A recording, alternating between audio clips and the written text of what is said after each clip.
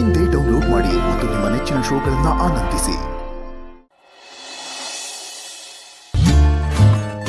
ನಿಧಾನ, ಏನ್ ಫಾಸ್ಟ್ ಆಗಿ ನಡೀತಿರಲ್ಲ, ನಿಧಾನ ನೋಡಿ. ಇದಕ್ಕಿಂತ ಸ್ಲೋ ಆಗಿ ನಡಿಬೇಕು. ಹೌದು. ಅಯ್ಯೋ ದೇವ್ರೆ, ನೀವು ಬಿಡಿ, ನಾನು ಹೋಗಿ ಮಲ್ಕೋತೀನಿ. ಬಿಡಿ. ಸುಮ್ನೆ ಯಾಕೆ ನಂಗೆ ಟೆನ್ಷನ್ ಕೊಡ್ತೀರಾ? ಆರಾಮಾಗಿ ಬನ್ನಿ. ನನ್ಗೇನು ಆಗಿಲ್ಲ. ಕೂತ್ಕೊಳ್ಳಿ ಕೂತ್ಕೊಳ್ಳಿ. ಇನ್ಮೇಲೆ ನೀವು ಆಮೇಲೆ ನಡೆದಂಗ್ ನಡಿಬೇಕು, ಅರ್ಥ ಆಯ್ತಾ? ಹಾ, ಗುಡ್. ಗೌತಮ್ ಅವ್ರೆ, ಪ್ರೆಗ್ನೆಂಟ್ ನಾನಾದ್ರೂ ಹೆರಿಗೆ ನೋವು ನಿಮ್ಗಾಗುತ್ತೆ ಅಂತ ನನ್ಗನ್ಸುತ್ತೆ. ಮಾಡೋದ್ ನೋಡಿದ್ರೆ ಪ್ರೆಗ್ನೆಂಟ್ ನಾನಾ ಅಥವಾ ನೀವಾ ಅಂತ ಡೌಟ್ ಆಗುತ್ತೆ ನನಗೆ. ಆಕ್ಚುಲಿ ಪ್ರೆಗ್ನೆನ್ಸಿ ಅನ್ನೋದು ಬರೀ ಹೆಣ್ಮಕ್ಳಿಗೆ ಮಾತ್ರ ಸಂಬಂಧಪಟ್ಟಿದ್ದಲ್ಲ, ಗಂಡು ಮಕ್ಳಿಗೂ ಸಂಬಂಧಪಟ್ಟಿದ್ದು. ಇದರಲ್ಲಿ ನಮ್ಮ ಪಾಲು ಇದೆ. ನೀವು ಮಗುನ ಹೊಟ್ಟೆಲಿ ಹೊರಬಹುದು, ಆದ್ರೆ ನಾವು ತಾಯಿ ಮಗು ಅವ್ರನ್ನ ಜೋಪಾನ ಮಾಡೋ ಜವಾಬ್ದಾರಿನ ನಮ್ಮ ಮನಸ್ಸಿನಲ್ಲಿ ಹೊರ್ತೀವಿ. ನಮ್ದೊಂಥರ ಮೆಂಟಲ್ ಪ್ರೆಗ್ನೆನ್ಸಿ. ಮೆಂಟಲ್ ಪ್ರೆಗ್ನೆನ್ಸಿನ? ಇದ್ಯಾವ್ದಿದು ಹೊಸ ವರ್ಡು? ನಾವು ಹೆರಿಗೆ ನಾವು ನಮ್ಮ ಮನಸ್ಸಿನಲ್ಲಿ ಅನುಭವಿಸ್ತಾ ಇರ್ತೀವಲ್ಲ, ಅದೊಂಥರ ವರ್ಚುವಲ್ ಪ್ರೆಗ್ನೆನ್ಸಿ. ಕಣ್ಣಿಗೆ ಕಾಣಲ್ಲ. ಆ ನೋವನ್ನ ಅನುಭವಿಸಿದವ್ರಿಗೆ ಗೊತ್ತು. ಹಾಗೆಲ್ಲ ಏನೂ ಇಲ್ಲ. ಎಲ್ಲ ಗಂಡಸರು ಹೀಗಿರಲ್ಲ. ಇದೆಲ್ಲ ಹೆಣ್ಮಕ್ಳ ಕರ್ಮ, ಅವ್ರ ಹಣೆ ಬರಹ, ಇದಕ್ಕೂ ನಮಗೂ ಸಂಬಂಧ ಇಲ್ಲ ಅಂತ ಎದ್ಬಿಡ್ತಾರೆ. ಆದ್ರೆ ಮಜಾ ಏನ್ ಗೊತ್ತಾ, ಮಗು ಆಚೆ ಬರ್ತಿದ್ದಂಗೆ ಸರ್ ನೇಮ್ ಮಾತ್ರ ಗಂಡಸಿದ್ರೆ ಇರುತ್ತೆ. ನನಗೂ ಈ ಪ್ರಶ್ನೆ ಬಹಳ ದಿವಸದಿಂದ ಕಾಡ್ತಾ ಇದ್ದಾರೆ. ನಾವು ಎಷ್ಟೇ ಮುಂದುವರೆದಿದ್ರು ಇದು ಮಾತ್ರ ಚೇಂಜ್ ಆಗಿಲ್ಲ. ಹೇರೋಳು ಅಮ್ಮ, ಹೆಸರು ಮಾತ್ರ ಅಪ್ಪಂದು.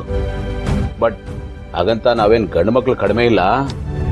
ನಮಗೆ ನಮ್ದೇ ಆದ ತಲೆನೋವುಗಳಿರುತ್ತೆ, ತಾಪತ್ರೆಗಳಿರುತ್ತೆ, ಜವಾಬ್ದಾರಿಗಳಿರುತ್ತೆ. ಅದಕ್ಕೋಸ್ಕರ ಏನೇನೋ ಸರ್ಕಸ್ ಮಾಡ್ತೀವಿ. ಬಟ್ ಮಗು ಬೆಳವಣಿಗೆಯಲ್ಲಿ ಅಮ್ಮನ ಪಾತ್ರ ತುಂಬಾನೇ ಇದೆ. ಇರ್ಲಿ ಬಿಡಿ, ಮಕ್ಳ ಹೆಸರಲ್ಲಿ ನಮಗ್ ಜಾಗ ಇಲ್ಲದೆ ಇದ್ರೆ ಏನಂತೆ?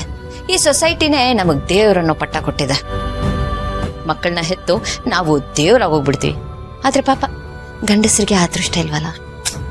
ನೀವು ದೇವರಾದ್ರೆ ನಿಮ್ಮನ್ನ ಕೊಡೋ ತೇರ್ ನಾನು ಆಗ್ತಿದ್ದೀನಿ. ನನಗೆ ಅದರಲ್ಲೇ ತೃಪ್ತಿ ಇದೆ. ಯಾರು ಹೆಚ್ಚು ಯಾರು ಕಡಿಮೆ ಅನ್ನೋದಕ್ಕಿಂತ ಚೆನ್ನಾಗಿರಬೇಕು, ಹೊಂದ್ಕೊಂಡು ಹೋಗ್ಬೇಕು, ಖುಷಿಯಾಗಿರ್ಬೇಕು, ನೆಮ್ಮದಿಯಾಗಿರ್ಬೇಕು, ಅದು ಇಂಪಾರ್ಟೆಂಟ್. ಅದಕ್ಕೆ ಕಣ್ರಿ, ನೀವು ಕಂಡ್ರೆ ನನ್ಗೆ ಅಷ್ಟು ಇಷ್ಟ. ನೀವು ಮಾತ್ರ ಈ ರೀತಿ ಯೋಚನೆ ಮಾಡೋದಕ್ಕೆ ಸಾಧ್ಯ. ಇಂಥ ಗಂಡ ಸಿಕ್ಕಿರೋದು ನನ್ನ ಅದೃಷ್ಟ ಪ್ಲಸ್ ಪುಣ್ಯ. ಸೇಮ್ ಟು ಸೇಮ್, ನಂದು ಅದೇ ಮಾತು. ನಿಮ್ಮಂತ ಹೆಂಡತಿ ಸಿಕ್ಕಿರೋದಕ್ಕೆ ನಾನು ತುಂಬಾನೇ ಲಕ್ಕಿ. Thank you. ಆದ್ರೂ ತರ ಖುಷಿ ಆಗುತ್ತೆ ನೀವು ಈ ತರ ಹೊಟ್ಟೆ ಬಿಟ್ಕೊಂಡು ಓಡಾಡೋದು ನೋಡ್ತಾ ಇದ್ರೆ. ಏನೋ ಒಂಥರ ಆನಂದ. ಯಾಕೆ ನಾನು ನಿಮ್ ಕಂಪನಿ ಕೊಡ್ತೀನಂತಾನಾ? ಏನ್ ಹೇಳ್ತಾ ಇದ್ದೀರಾ? ನಾನು ಹಾಗೆ ಸುಮ್ಮನೆ ತಮಾಷೆ ಹೇಳ್ದೆ. ನೀವು ಈ ರೀತಿ ಓಡಾಡೋದು ನೋಡಿದ್ರೆ ಬಹಳ ಕ್ಯೂಟ್ ಆಗಿರುತ್ತೆ, ಚೆನ್ನಾಗಿರುತ್ತೆ, ಮುದ್ದು ಮಾಡ್ಬೇಕು ಅಂತ ಅನ್ಸುತ್ತೆ.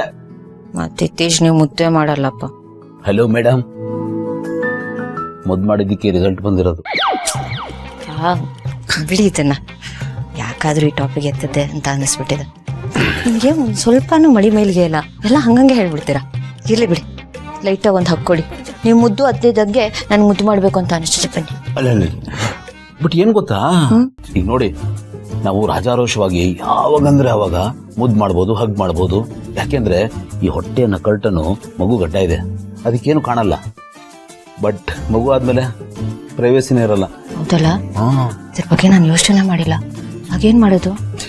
ದೇವ್ರಿ ತಂದ್ಬಿಟ್ರಿ, ಏನೋ ಒಂದು ದಾರಿ ತೋರಿಸ್, ಏನೋ ಒಂದು ಆಗುತ್ತೆ. ಈಗ ಮಾಡು.